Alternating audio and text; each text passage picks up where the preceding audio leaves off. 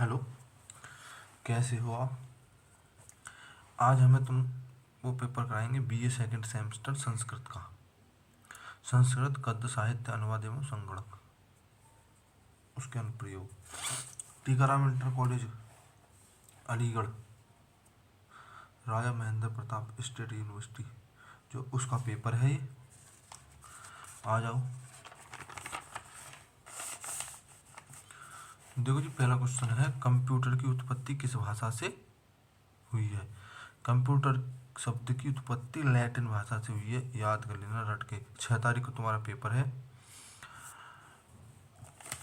उसके लिए ये पेपर कराया जा रहा है। नंबर दूसरा क्वेश्चन है, ऑनलाइन टीचिंग लर्निंग में सहायक प्लेटफॉर्म निम्न में से कौन सा नहीं है? तुमको सबको पता है, जूम पर मीटिंग हो जाती है, मीट ऐप भी है, वेबएक्स भी है, लेकिन इंस्टाग्राम पर ऑनलाइन टीचिंग लर्निंग में सहायक प्लेटफॉर्म नहीं है। ठीक है, ये एक सोशल वेबसाइट है जिस पर रील वील बनाई जाती है इंस्टाग्राम पर। अगला तीसरा क्वेश्चन है, कंप्यूटर में कौन सी क्षमता होती है? डेटा स्टोर करने की होती है, डाटा स्टोर करने की, डेटा को पुनर्प्राप्त करने की, जैसे मैसेजिंग करते हैं आप, डेटा को रिस्टोर करने की क्षमता होती है, डाटा को प्रोसेस करना ये भी होती है। उपयुक्त सभी यानी सभी कंप्यूटर में कौन सी क्षमता होती है? यानी ये तीनों दी हैं, उपयुक्त सभी। ई पुस्तक क्या है? इलेक्ट्रॉनिक बुक क्या है? इंटरनेट, नेट का मतलब है इंटरनेट पर पढ़ी जाने वाली पुस्तकें। दूसरा है बी, कंप्यूटर से पढ़ी जाने वाली पुस्तकें, ये भी सही। तीसरा है इलेक्ट्रॉनिक पुस्तक, ये भी सही। ई पुस्तक क्या है? यानी उपयुक्त सभी। ठीक है, डी ऑप्शन। शोध गंगा क्या है? शोध गंगा एक वेबसाइट है, इसे याद कर लेना। छठा क्वेश्चन है, मॉक टेस्ट का क्या अर्थ होता है? मॉक टेस्ट आप लोग जानते ही हो। मॉक टेस्ट का मतलब होता है, जब हम तैयारी करते हैं तो उसका सैंपल पेपर जो लगाते हैं उसे मॉक टेस्ट कहते हैं, यानी नकली परीक्षण। ठीक है, नकली परीक्षण ही हो गया वो। गूगल स्कॉलर क्या है? गूगल स्कॉलर एक वेब सर्च इंजन है, रट के याद कर लेना इसे।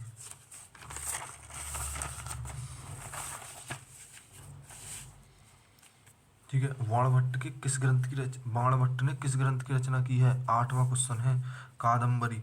कादम्बरी बाणभट्ट की रचना है। निम्न में से आख्यायिका है आख्यायिका है, निम्न में से आख्यायिका है हर्षचरितम। हर्षचरितम। 10वां क्वेश्चन है, वासवदत्ता किसकी रचना है? सुबंधु। किसकी? सुबंधु। वासवदत्ता किसकी रचना है? सुबंधु। दांडी की कौन सी रचना है? 11वां क्वेश्चन है, दांडी की कौन सी रचना है? 10 कुमार चरित्रम। काफी क्वेश्चन सरल भी हैं जो आपको आएंगे भी। कादम्बरी क्या है? कादम्बरी कथा है।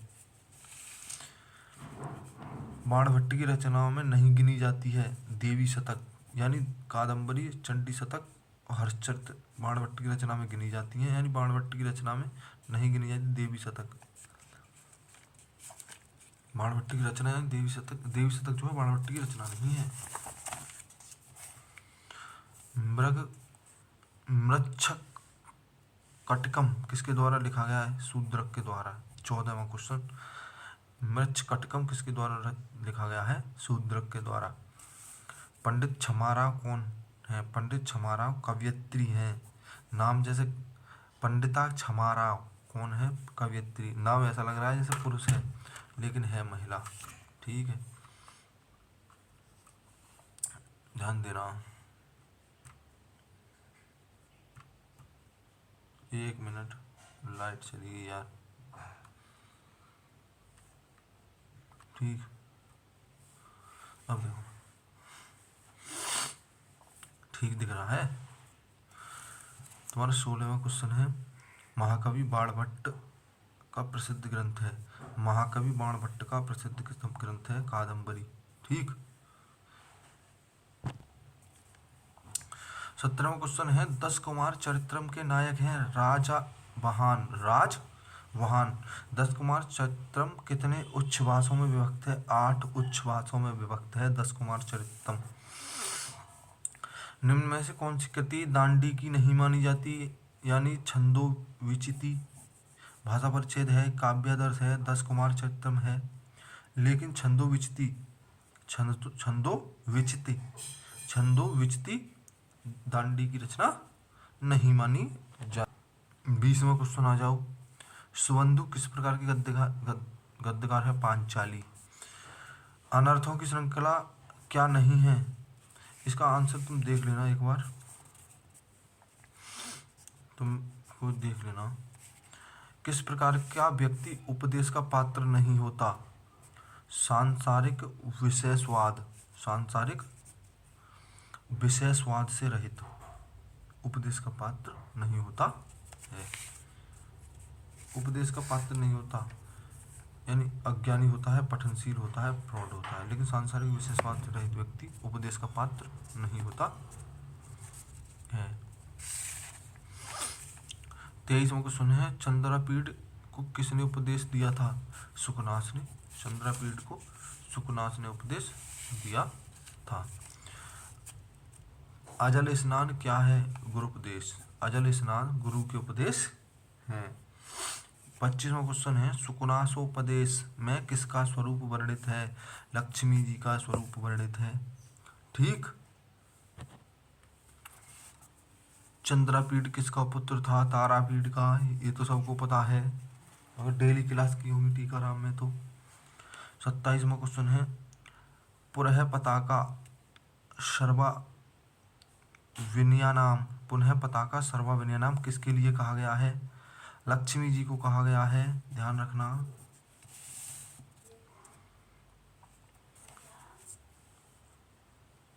आतपत्र मंडलेने बाप सरयते रिक्त स्थान की पूर्ति कीजिए। भारवी का है, एक बार देख लीजिएगा कौन सा है।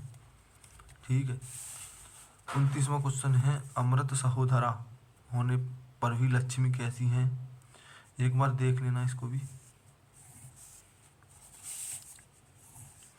ये मैंने देखे नहीं थे यार। लक्ष्मी का मद कैसा होता है? अंतिम अवस्था में भी शांत होने वाला, अंतिम अवस्था में भी शांत होने वाला। लक्ष्मी का मद, मदरापान यानी दारू वारू विस्पन नहीं, शीघ्र विनाशी नहीं। ठीक है। देखो जो क्वेश्चन रह जाएंगे, 2-4 क्वेश्चन नहीं, 4-5 क्वेश्चन मालूम नहीं करें, फिर 75 में थे 50 करनी है। 5 के तो 2-4 के नहीं मिलेंगे आंसर, कोई दिक्कत नहीं है। 31 सुकनासोपदेश की रचयिता कौन है? सबको पता है, बाणभट्ट। इससे ये क्वेश्चन कोई नहीं।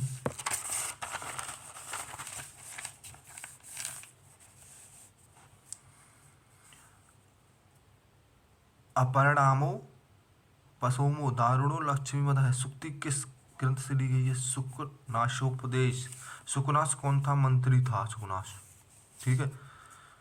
सुकनासो उपदेश किस ग्रंथ से संबंधित है? कादंबरी ग्रंथ से संबंधित है।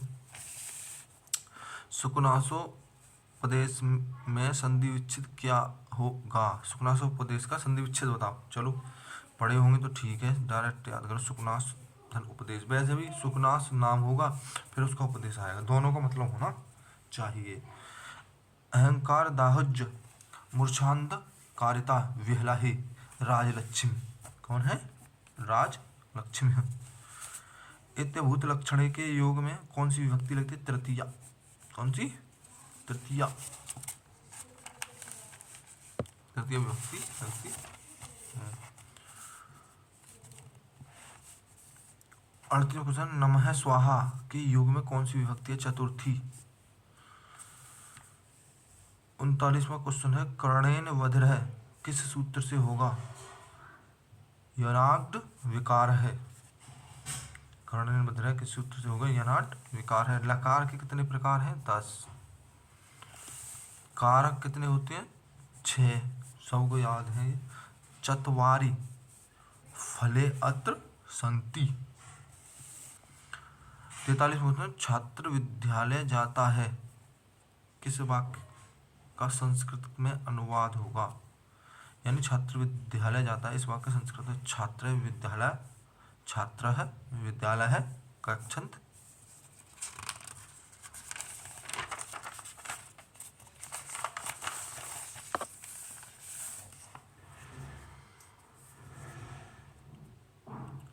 चौवालीसवां क्वेश्चन है, निम्न में से प्रथम पुरुष का कर्ता कौन होता है? सह।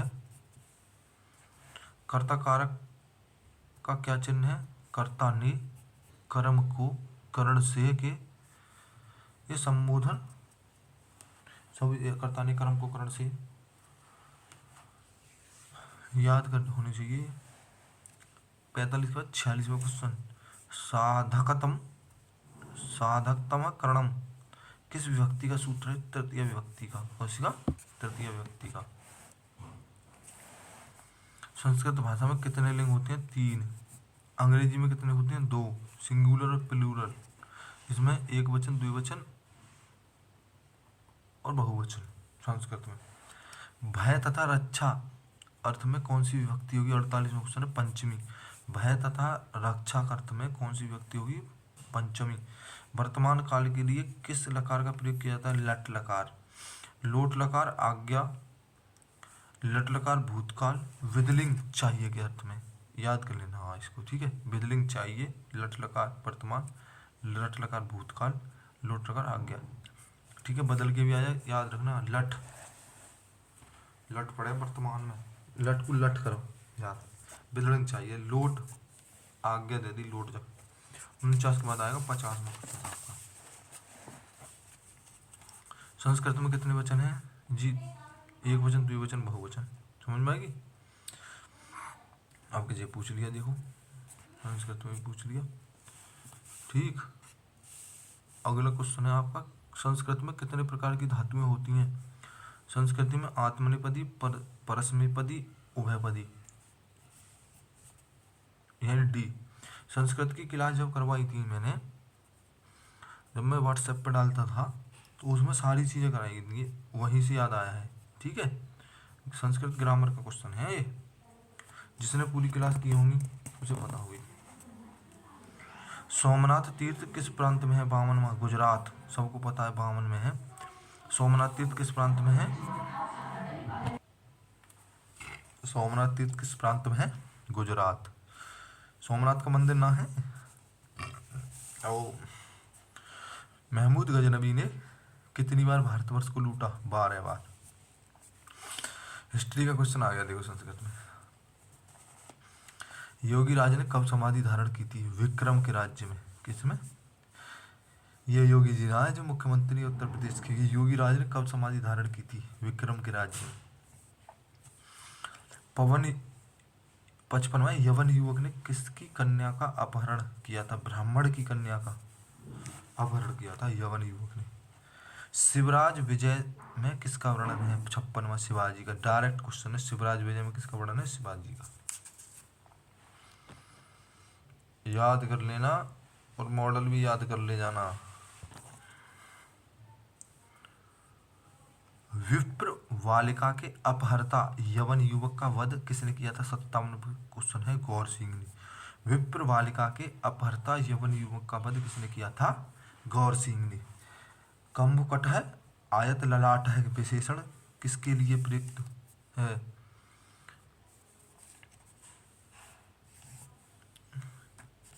ये इस क्वेश्चन का आंसर हमें नहीं पता या नहीं मिला, वैसे जहाँ तक है ये वाला है, लेकिन इसे आप सही नहीं मानना क्योंकि ये अभी कन्फ्यूजन में है। 59वां क्वेश्चन है, शिवानी पूना नागर के समीप किस दुर्ग में रह रहे थे? शिवाजी पूना नागर के समीप किस दुर्ग में रह रहे थे? सिंहदुर्ग में। कौन से में? सिंहदुर्ग में, ठीक। शिवाजी पूना नागर के समीप किस दुर्ग में रह रहे थे? सिंहदुर्ग में, ठीक है।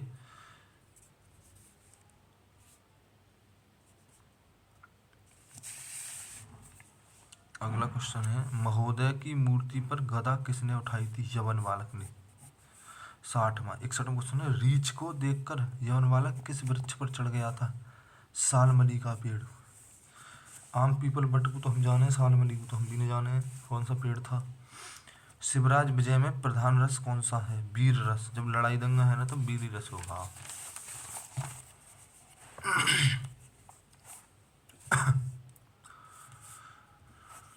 शिवराज विजय का मंगलाचरण लिया गया है भागवतम से, ठीक है। शिवराज विजय का नायक कौन है? शिवाजी। दोबारा क्वेश्चन आया है, रिपीट। शिवराज विजय में कितने निःश्वास हैं? 12। ठीक। 66वां क्वेश्चन है, भगवन श्रूयता यदि कुतूहलम किसका कथन है? ब्रह्मचारी गुरु का। शिवराज विजय किस विद्या में लिखा गया? ऐतिहासिक उपन्यास है। शिवराज विजय के प्रथम निःश्वास का प्रारंभ किसने किया? प्रभात से।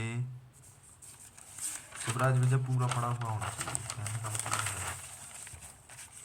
अंबिका दत्त व्यास की कौन सी रचना है? शिवराज विजय। शिवराज विजय के अनुसार कौन सी विशेषण से सूर्य का नहीं है? ये शिवराज विजय के अनुसार कौन सा विशेषण सूर्य का नहीं है? देखना। इंटरनेट का प्रयोग किस क्षेत्र में होता है? ईमेल, ई कॉमर्स सब में होता है आजकल। संगणक का मस्तिष्क यानी कंप्यूटर का मस्तिष्क सीपीयू को बोला जाता है। 72वां क्वेश्चन। 73वां क्वेश्चन है, निम्न में से कौन कंप्यूटर का पार्ट नहीं है? फैक्स नहीं है, सबको पता है, सबको पता है फैक्स नहीं है। शोध गंगा में क्या सामग्री प्राप्त होती है? समीक्षात्मक प्रश्नोत्तर। तकनीकी आधार पर कंप्यूटर कितने प्रकार के होते हैं? 4। ठीक। पूरा पेपर बताइए। 75 क्वेश्चन में से जो 3 4 5 क्वेश्चन 4 क्वेश्चन नहीं कराए हैं उन्हें दिक्कत नहीं लेना। 50 क्वेश्चन करने हैं आपको। विदाउट टेंशन पेपर को पढ़ लीजिएगा। बाकी कोई समस्या हो तो बताएं कमेंट में। ठीक है। कोई क्वेश्चन 1 2 नीचे नहीं दिखा हो तो उसकी PDF डाल देंगे। ठीक है, धन्यवाद।